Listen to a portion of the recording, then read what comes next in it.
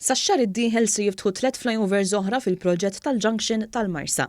F'konferenza tal-aħbarijiet mill-Ministru għall-Infrastruttura Ian Borg u s-Segretarju Parlamentari għall-Fondi Ewropej Stefan Zrinzo Azzopardi intqal ukoll li 70% ta' dan il-proġett issa huwa lest.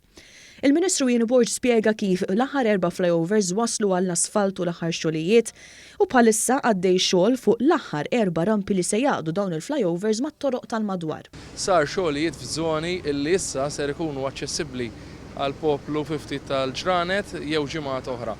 Qed ngħid hekk għaliex issa se jkun hemm rotot differenti għaliex ix-xogħol ikompli jisposta ruħu minn post tal-ieħor u mbagħad fil-ġimgħat li ġejjin il-proġett ħajkun lest u ħajkun qed jista' jitgawda minn kulħadd. Issa Infrastruttura Malta qed tibni toroq oħra ġodda taħt dawn il-flyovers għal konnessjonijiet aktar effiċjenti u sikuri minn Vjal Ser Paul Boffa għaż-żewġ park and rides tal-proġett l-Addolorata u inħawi oħra. Il-perit tal-proġett Rejfil Abdilla spjega li s-sewwieqa li issa se jgħaddu mill-inħawmi fit-tmiem din il-ġimgħa se jkunu mitluba jsegwu rotta temporanja.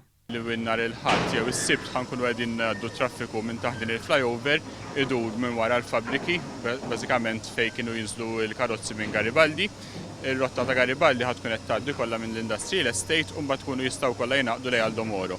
Ħadd tkun rotta fejn ma tixtieħu deċiżjoni imma ma titfixel li inti għaddej f'rotta ħażina lejn Garibaldi għax xorta ħadru lejn il-Marsa.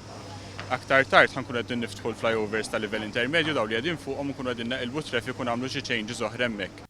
Fil-ġimgħa fejn is-27 stat membru Ewropew se jkunu qed jinnegozjaw għall-budget għal 7 snin li ġejjin, is-Segretarju Parlamentari Stefan Zrinzo Azzopardi fakkar kif il-fondi Ewropej kienu kruċjali għat-tlestija ta' dan l-akbar proġett infrastrutturali. Huwa proġett kofinanzjat fondi tal-Unjoni Ewropea fit-totalità ta' 52 miljun euro.